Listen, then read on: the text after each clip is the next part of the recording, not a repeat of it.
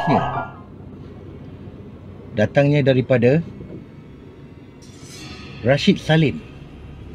Okey, Rashid Salim ni adalah seorang novelis yang berasal daripada Terengganu, dan beliau juga telah menghasilkan lebih daripada 10 buah novel.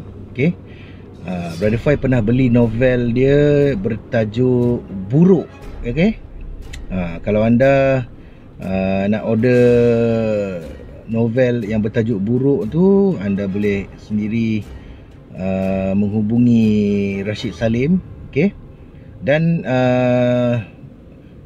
novel yang terbaru beliau adalah Perigi Lama Nekmah. Okey, kisah daripada Rashid Salim pada kali ini, kisah yang bertajuk Bayi Hilang Dalam Kandungan.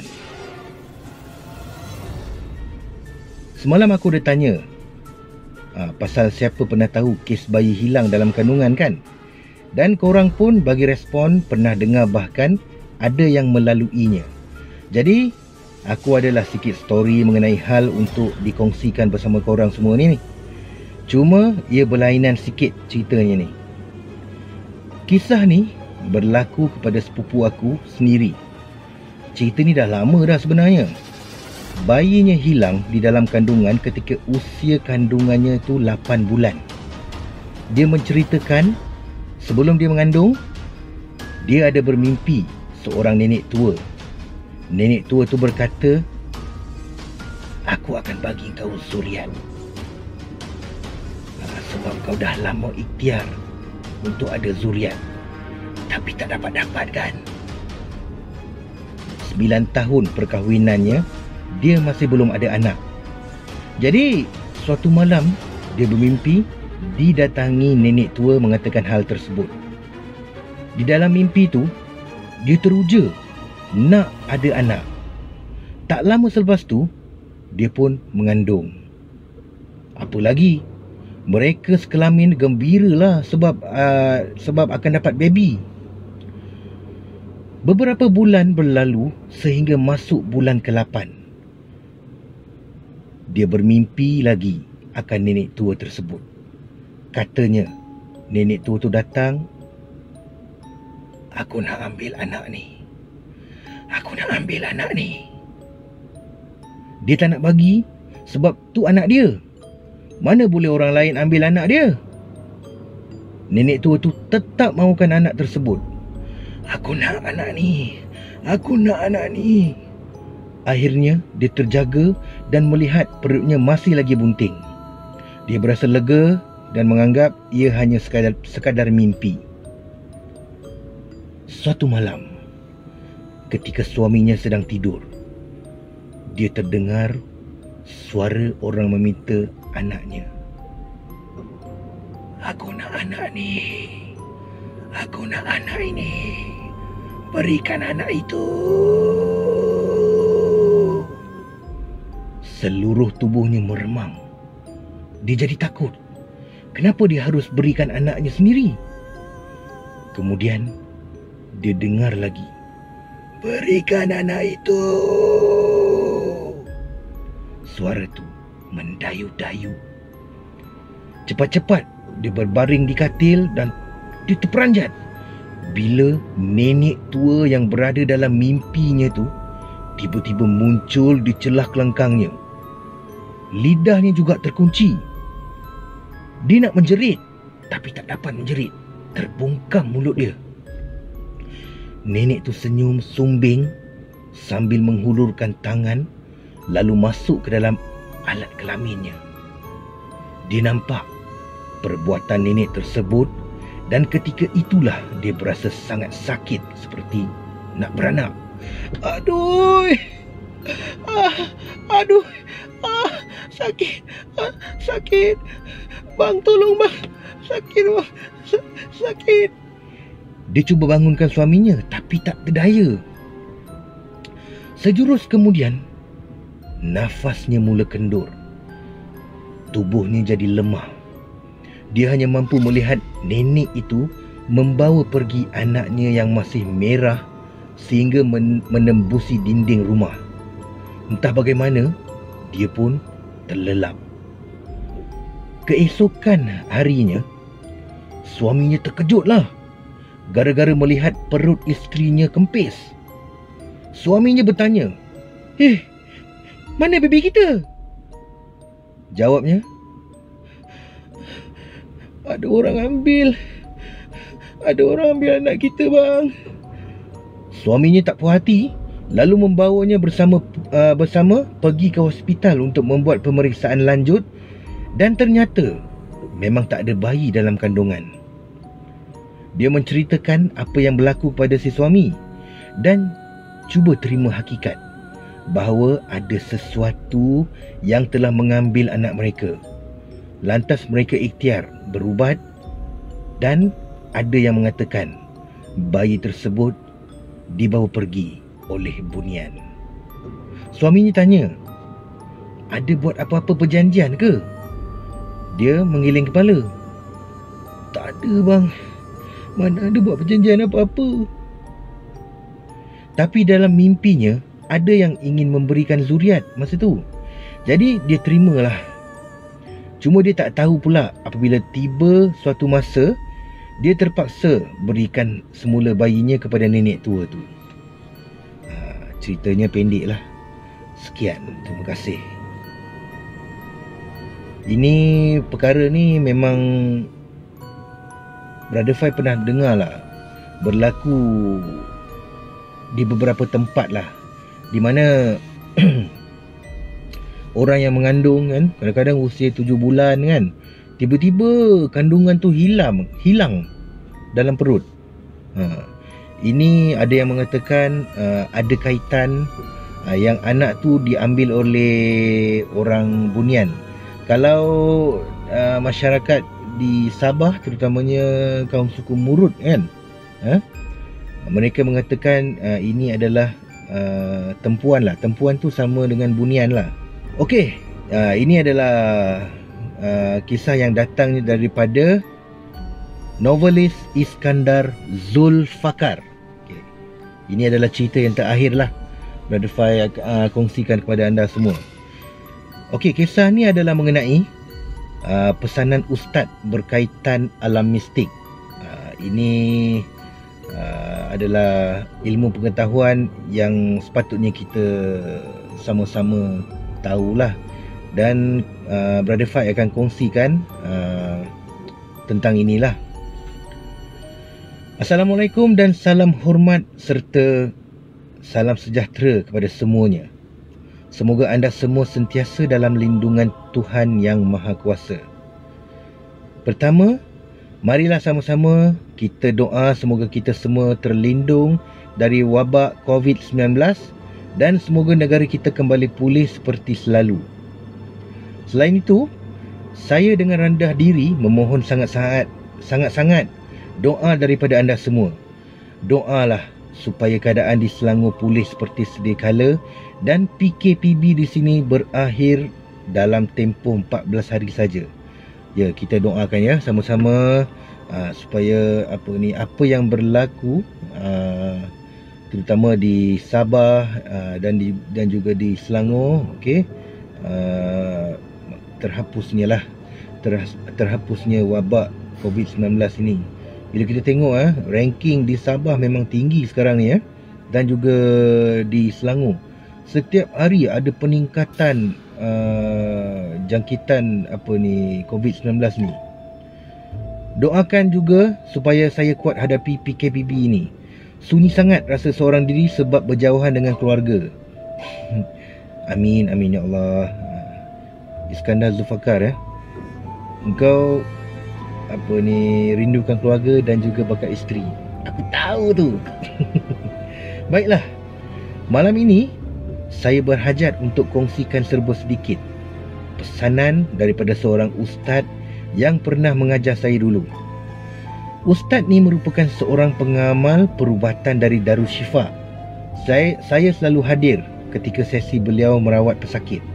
Jadi banyak jugalah ilmu yang sempat beliau ijazahkan kepada saya. Alhamdulillah, rezeki saya juga untuk belajar secara tidak formal.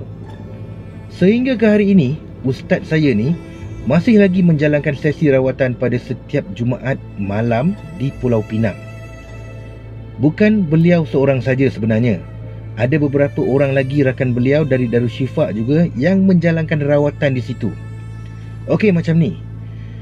Ketika beliau ajar saya sedikit ilmu dulu, beliau ada titipkan beberapa pesan kepada saya berkaitan dunia mistik. Saya rasakan pesanan-pesanan beliau ni sangat bermanfaat. Oleh itu, saya nak kongsikan kepada anda semua. Anda pun bolehlah kongsikan artikel ni kerana benda baik harus dikongsikan bersama. Semoga manfaatnya ramai yang akan menerima. Okey, ini merupakan pesanan-pesanan beliau. Yang pertama, hati-hati dengan mimpi ular. Mimpi ular Ya, betul. Mimpi adalah permainan tidur dan tidak boleh untuk dijadikan hujah dalam membahaskan sesuatu perkara. Namun demikian, ada juga perkara yang sebenarnya adalah petunjuk yang Allah hantarkan melalui mimpi. Mimpi tersebut adalah berkaitan dengan ular. Contohnya dalam mimpi anda tu, anda bermimpi jumpa ular. Kalau sekadar jumpa tak apa lagi. Sebaliknya, kalau anda mimpi jumpa ular kemudian anda dipatuk ular tersebut, mimpi dipatuk ular bukanlah petanda ada orang datang meminang anda. Sebaliknya, merupakan petanda anda disihir. Contohnya lah, kan, kalau Brother Fai tidur mimpi ular kan, takkanlah ada orang nak meminang aku kot. Kau agak-agak lah, anak dan 6 orang kan. Tak adalah, gurau lah kan. Oleh itu, jangan main-main kalau anda kerap bermimpi dipatuk ular. Segeralah jumpa orang yang pandai dalam bab ni untuk dapatkan rawatan. Yang kedua, hati-hati kalau jumpa harimau putih dalam hutan. Situasinya begini. Katakanlah anda seorang pendaki gunung ataupun seorang yang minat jungle trekking.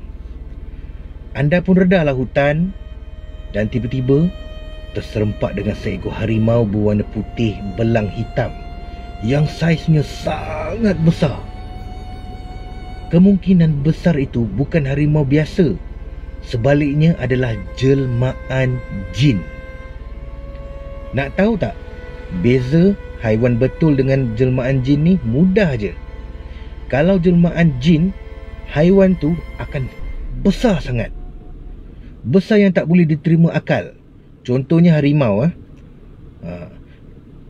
Harimau tu sebesar badak sumbu. Kau bayangkan logik tak? Memang tak logik lah kan? Dan yang ketiga, jangan tidur selepas asar.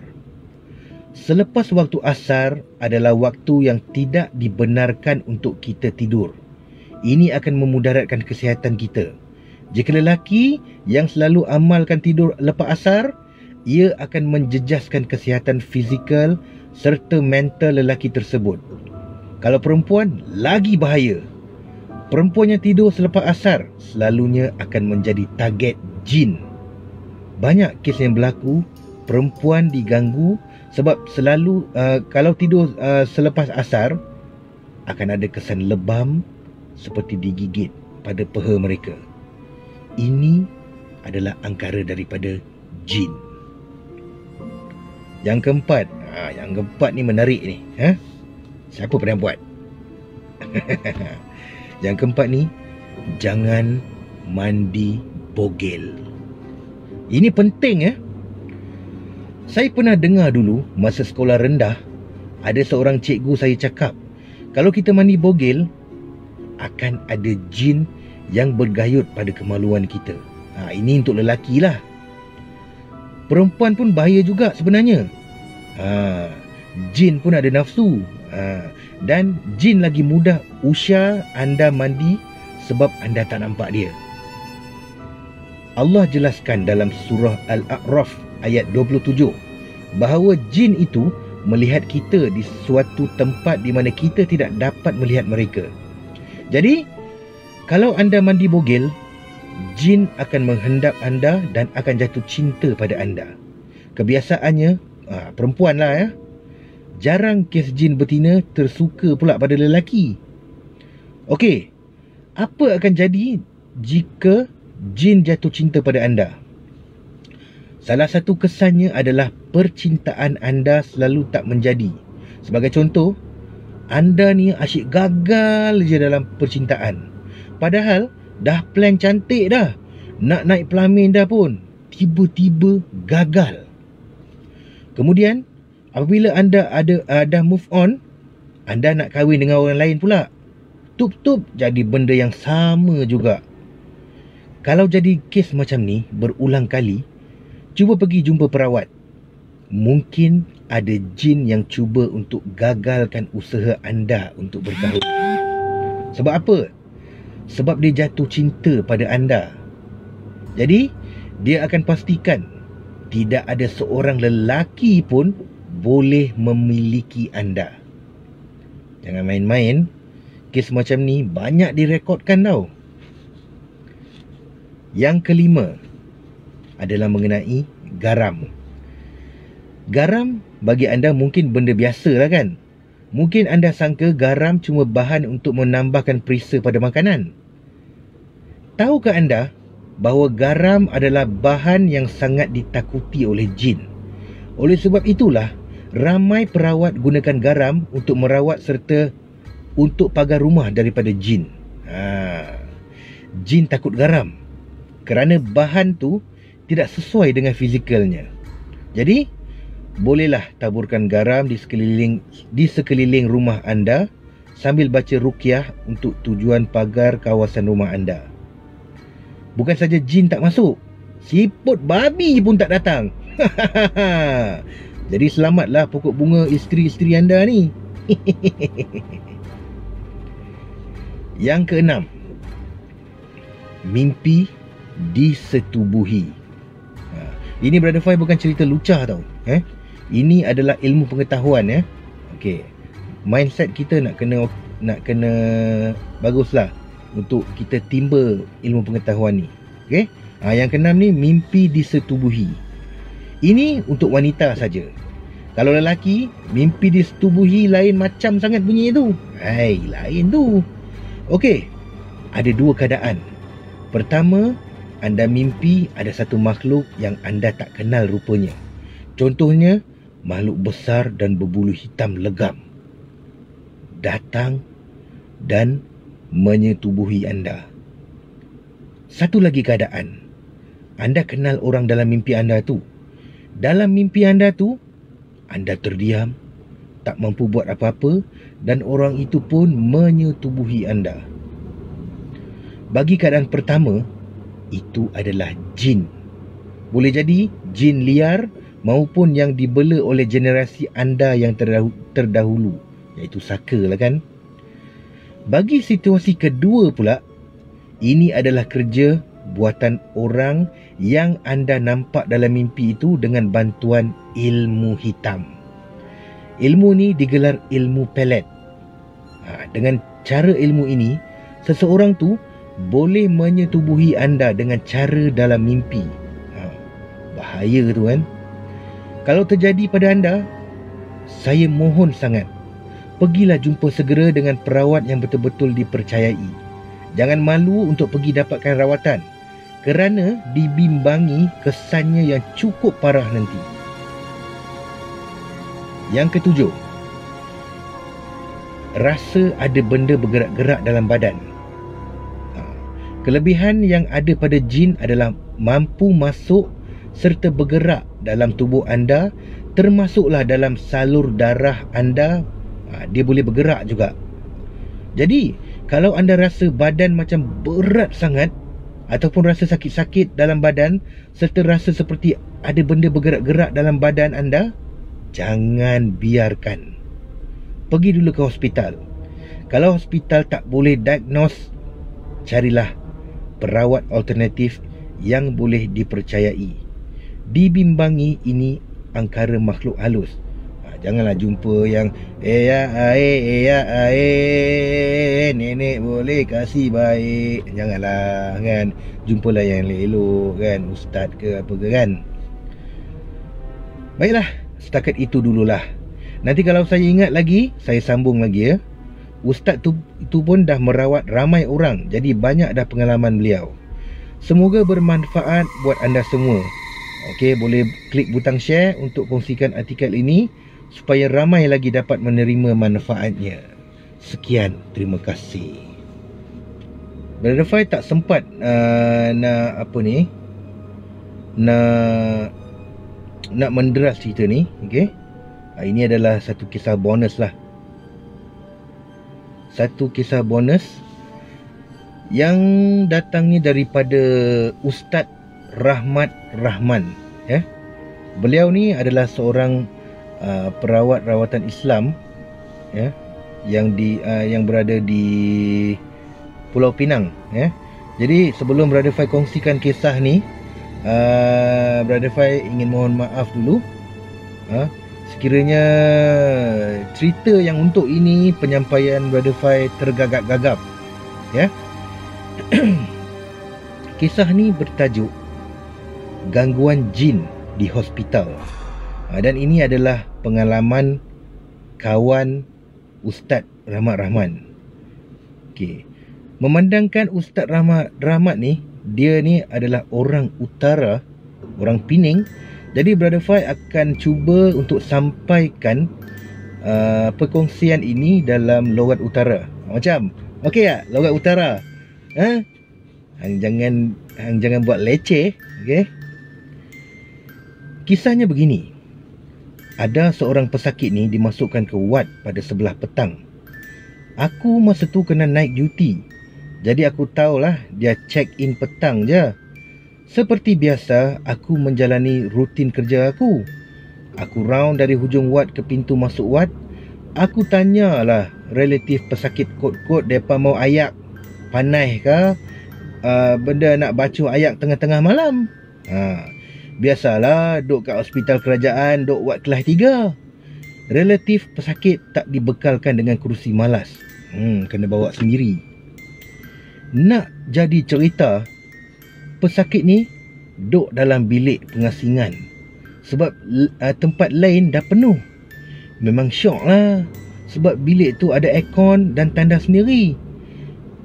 Kalau aku kerja malam, memang pesakit seronok lah, sebab aku suka pi sembang-sembang dengan mereka. Tak kira lah pesakit laki ke perempuan ke, yang paling mereka duk tunggu-tunggu bila time aku nak keluar tengah-tengah malam nak pi soru siapa dek. Apa lagi, order sakan lah mereka. Bukan pesakit Melayu je, Cina ke India ke pun sama order juga. Pesakit baru ni tak mesra lagi. Mungkin sebab baru masuk. Yang teman dia ni anak dara dia. Masa aku duk ambil order, aku pun pi lah kat bilik tu. Tanya anak dia nak pesan apa-apa dak, kok lapak ke kan. Aku nak keluar pi beli. Dia kata dia tak mau apa-apa. Aku kata okey lah. Kalau ada apa-apa nanti bagi tahu kat staff kat kaunter tu. Aku balik dari shopping sakan, terus aku bagi kat pesakit-pesakit yang order tadi. Elok habis je hantar kat pesakit, anak pesakit yang duduk dalam bilik tu tiba-tiba keluar siap muka pucat lagi. Terus mai kat aku. Dia kata takut. Aku tanya, takut pasal apa? Dia kata, tadi nurse masuk nak check mak saya. Tapi masa saya tunduk nak ambil selipar saya bawa katil mak, saya tak nampak kaki nurse tu. Saya langut je. Nurse tu senyum kat saya. Hei, saya takut bang. Aku kata, tenang, tarik nafas dalam-dalam. Anak pesakit tu aku suruh pi kat kaunter. Aku habaq kat nurse apa yang jadi. Semua nurse ada kat situ. Nurse yang dia kata nak check mak dia tu pun ada kat situ. Bagus punya dok buat kerja. Aku bagi isyarat kat depa. Nurse kat situ pun faham lah maksud aku. Depa pun pujuk lah anak pesakit tu. Depa kata kat dia, tak apa adik, sat lagi abang tu pi tengok sat apa yang jadi. Aku pun masuklah dalam bilik tu. Aku ketuk pintu. Anak makcik tu pun buka pintu. Tapi yang buka pintu tu bukan anak makcik tu, tapi benda lain. Aku terus pegang dia. Aku kata, cepat noh hang tukar baju. Sebelum aku pegang makhluk tu, aku dah baca ayat kunci dan kurung. Terus makhluk tu tunjuk muka sebenar dia. Buruk. Dia teriak minta dilepaskan. Tolong aku. Lepaskan aku. Lepaskan aku. Aku kata, jangan harap. Hang main sini buat apa? Hang masuk tempat aku, siapa suruh? Aku hentam dia dengan jurus naga gerudi menghancurkan badan. Jadi benda tu pun selamat jalan lah, meninggai terus. Dah settle uruskan jin tu, aku pun pergi kat kaunter. Aku kata okey dah, tak ada apa dah. Aku pun suruhlah nurse teman dia balik kat bilik tu, duduk dengan mak dia. Mak dia ni sakit jantung. Esok nak bubuh spring. Malam berikutnya, aku pun macam biasalah dengan rutin aku. Kali ni okey sikit. Makcik dengan anak dia okey dah sikit. Aku tanyalah, macam mana? Doktor kata apa? Makcik tu kata, saluran jantung dia tersumbat semua 90% ke atas. Cuma satu spring je boleh pasang, lain tak boleh. Aku kata tak apalah, nanti kita ikhtiar lah. Adalah nanti, eloklah nanti tu, insyaAllah.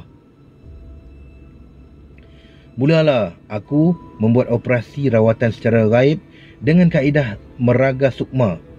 Aku tengok kat fail dia, jantung dia memang problem.